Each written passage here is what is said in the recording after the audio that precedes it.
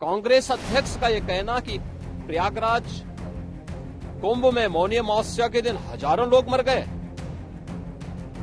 हमें अफसोस होता है। ऐसे ही समाजवादी पार्टी के अध्यक्ष का बयान, एक प्रतिस्पर्धा दोनों दलों में है, कौन कितना सनातन विरोधी वक्तव्य दे सके। ये दोनों दल चाहते थे और सनातन धर्म विरोधी चाहते थे कि बड़ा हादसा हो जाए। इन दलों ने, जिन्होंने सनातन धर्म के खिलाफ सफारी लेकर के एक षड्यंत्र करने में लिप्त है, इनका षड्यंत्र कामयाब नहीं होगा। दिवंगत लोगों को श्रद्धांजलि देता हूं, जिन्होंने आज हजारों की संख्या में वहां पर अपनी जान दी है कुंभ मेला। ये देखो, उसीलिए बोला ये गलत है, ये मेरा अंदाज है। अगर ये सच नहीं है तो आप बताइए क्या सच है। I am asking you, you declare if I am false, if I am wrong, I am ready to do it. सरकार नहीं खोज रही है, ना गिनती बता रही है। अगर वो थाने जाते हैं तो कहते हैं खोया पाया केंद्र में जाओ, खोया पाया केंद्र में जाते हैं तो कहते हैं वहां पर जाओ। जो डिजिटल इंडिया की बातें करते हैं, वो कितने लोग खोए हैं उसकी डिजिट नहीं बता पा रहे हैं, कितने लोग खोए हैं उसकी डिजिट नहीं बता पा रहे हैं। करोड़ों की गिनती कर ले रहे हैं, लेकिन मरने वाली लाश कितनी उसकी गिनती नहीं बता रहे हैं सही। जो सत्य को छिपाते हैं वो योगी नहीं हो सकते हैं। मुख्यमंत्री जी को कोई जानकारी नहीं है।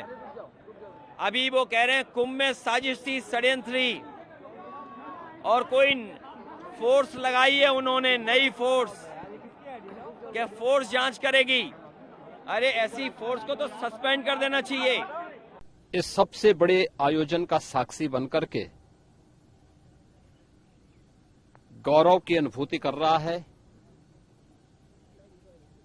प्रफुल्लित है। वहीं दूसरी ओर सनातन धर्म के खिलाफ सफारी लेकर के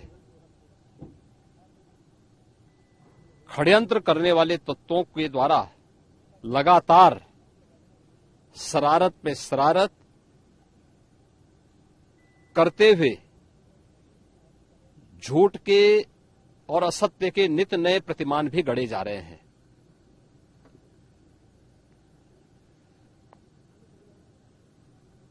भारत के संसदीय लोकतंत्र की सबसे और सर्वोच्च संस्था देश की संसद में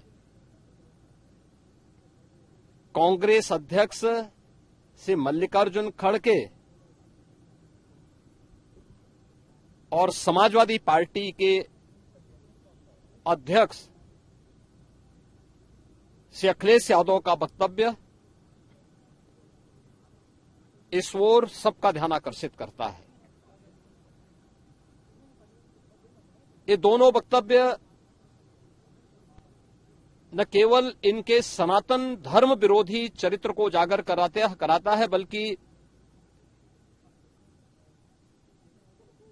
इनकी उस गिद्ध दृष्टि की ओर भी सबका ध्यान आकर्षित करता है, जो लगातार इस महाकुंभ के खिलाफ पहले दिन से दुष्प्रचार कर रहे हैं।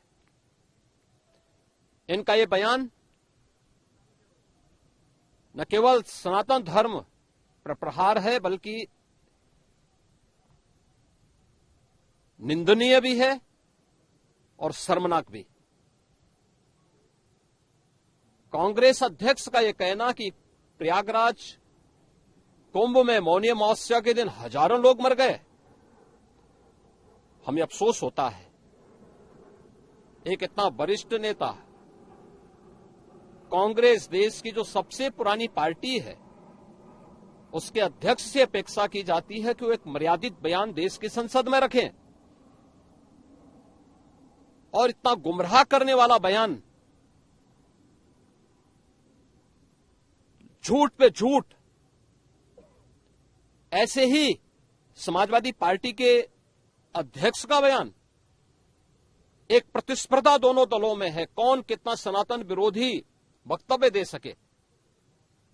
ये कहना कि कोई आंकड़े नहीं दिए गए, यहां से प्रशासन से जो बयान जो आंकड़े दिए गए, उन आंकड़ों को मैंने भी सबके सामने रखा। घटना दुखद थी, हर व्यक्ति दुखित था, और जितने क्विक रिस्पांस से मेला प्रशासन, police, NDRF, SDRF, civil defence, इन सब ने मिलकर के घायलों को हॉस्पिटल पहुंचाने का काम किया, अपने आप में एक मिसाल है। करोड़ों लोग प्रयागराज में उस दिन उपस्थित थे। ये दोनों दल चाहते थे और सनातन धर्म विरोधी चाहते थे कि बड़ा हादसा हो जाए। हमारी पहली प्राथमिकता थी कि किसी भी स्थिति में इसको हम जीरो हादसे तक लेके जाएं। लेकिन दुर्भाग्यपूर्ण तरीके से एक घटना घटित हुई, लेकिन जितने क्विक रिस्पांस से प्रशासन ने और सभी संबंधित संस्थाओं ने कार्य लेकर के उन्हें हॉस्पिटलाइज किया, उसमें कुछ लोग उस हादसे के शिकार हुए, वह दुखद है। उन सभी परिवारों के प्रति हम लोगों ने अपनी संवेदना भी व्यक्त की और उसके लिए कुछ आर्थिक मुआवजा भी घोषित किया। यद्यपि किसी व्यक्ति की कमी मुआवजे से नहीं हो सकती, लेकिन तब भी हम लोगों ने एक प्रयास किया, घायलों का प्रॉपर उपचार कराया। वे सभी घायल आज भी कुछ प्रयागराज मेडिकल कॉलेज में हैं, बाकी अपने परिवार के सदस्यों के साथ चले गए हैं। मैंने भी, मेरे साथ मेरे मंत्रियों ने भी, प्रशासन ने भी, प्रदेश के मुख्य सचिव ने भी, प्रदेश के डीजीपी ने भी उन सभी लोगों से मुलाकात की थी। और मैं तो देखकर बहुत चौंक था कि जो लोग प्रयागराज मेडिकल कॉलेज में भर्ती थे, जब मेरी उनसे बातचीत हो रही थी तो उनमें से सभी लोग ये कहा, उनके द्वारा कहा जा रहा, साहब व्यवस्था में खामी नहीं, लेकिन हमारी किस्मत है या फिर ऐसी स्थिति पैदा हुई। और उनके सभी पहलुओं को लेकर के सरकार भी जांच करा रही है और उसके लिए एक न्यायिक कमीशन भी हमने तत्काल गठित किया। लेकिन हमारी पहली प्राथमिकता थी कि जो ये लगभग 8 से 9 करोड़ लोग प्रयागराज में उपस्थित हैं, इन्हें सुरक्षित उनके घरों के लिए वापस भेजना। इन दोनों दलों और सनातन धर्म विरोधी उन सभी लोगों के वक्तव्य, जो लोग ये गुमराह करने वाले वक्तव्य दे रहे हैं कि लाखों लोगों ने स्नान नहीं किया, सरासर गुमराह करने वाला है। ये वक्तव्य देना कि कोई अमृत स्नान या साय स्नान नहीं हुआ, ये भी गुमराह करने वाला वक्तव्य है और सनातन धर्म की अवमानना ही नहीं, बदनाम करने की साजिश का एक हिस्सा है। कोई परंपरा बाधित नहीं हुई। मौनी अमावस्या का स्नान पहले दिन सायंकाल 7:30 बजे से प्रारंभ हो गया था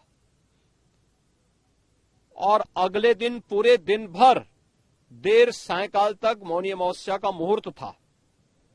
स्वाभाविक रूप से अखाड़ों ने हादसे के तत्काल बाद मेला प्राधिकरण के साथ बातचीत करके अपने स्नान को स्थगित किया था कुछ देर के लिए। और फिर जब मेरी उनसे बातचीत हुई दोपहर के बाद, सभी अखाड़े और पूज्य संतजन, आचार्य महामंडलेश्वर, वे इस स्नान का हिस्सा बने और वही परंपरागत तरीके से सभी स्नान भी हुए।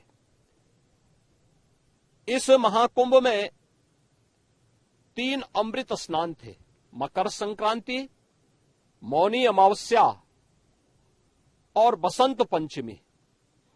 इन तीनों में अमृत स्नान हुए जिसमें सभी अखाड़े भागीदार बने। पौष पूर्णिमा से आयोजन प्रारंभ हुआ। समाजवादी पार्टी के अध्यक्ष का यह वक्तव्य भी कि सरकार ने 100 करोड़ की घोषणा की थी, मुझे लगता है कि उनको बयान थोड़ा पढ़ना चाहिए। ये लोग 12 बजे सो करके उठने वाले लोग हैं। कार्यालय स्टाफ जिस प्रकार का इन्हें नोट बना करके देता है, ये उस प्रकार का वक्तव्य बना करके सामने प्रस्तुत करते हैं और फिर उसके अनुसार उसको लीडर के रूप में नहीं बल्कि एक रीडर के रूप में सबके सामने उस वक्तव्य को पढ़ करके अपनी जगहंसाई करते हैं और राजनेताओं की भी जगहंसाई करते हैं। यही स्थिति इन्होंने, मैंने बार बार कहा कि महाकुंभ में 40 से 45 करोड़ श्रद्धालु इस पूरे महाकुंभ के आयोजन में भागीदार बनेंगे। और मुझे बताते हुए ये भी प्रसन्नता है कि पिछले 22 दिन के अंदर इस महाकुंभ में 38 करोड़ श्रद्धालु अब तक यहां आ चुके हैं। अगले 22-23 दिन तक यह आयोजन और चलेगा। इन 22 दिनों के अंदर भी श्रद्धालुओं के आने की पूरी वो है। आज भी आप देख रहे होंगे, कल बसंत पंचमी अंतिम अमृत स्नान संपन्न हुआ। माघी पूर्णिमा 12 फरवरी को और महाशिवरात्रि 26 फरवरी को होगा। करोड़ों की संख्या में देश और दुनिया का हर श्रद्धालु आना चाहता है। आज भूटान के महामहिम नरेश ने भी यहां पर अपने देश के तमाम लोगों के साथ में इस आयोजन में वे सहभागी बने। पूरी दुनिया आ रही है, लेकिन इन दलों ने जिन्होंने सनातन धर्म के खिलाफ सफारी लेकर के ये षड्यंत्र करने में लिप्त हैं, इनका षड्यंत्र कामयाब नहीं होगा। 29 जनवरी के हादसे की तह में हम लोग जाएंगे, षड्यंत्रकारियों को बेनकाब करेंगे और उन्हें सजा कैसे दिलाई जाती है यह आपने उत्तर प्रदेश के अंदर पिछले 8 वर्ष के अंदर देखा होगा। आगे भी आप इसको देखते रहिए।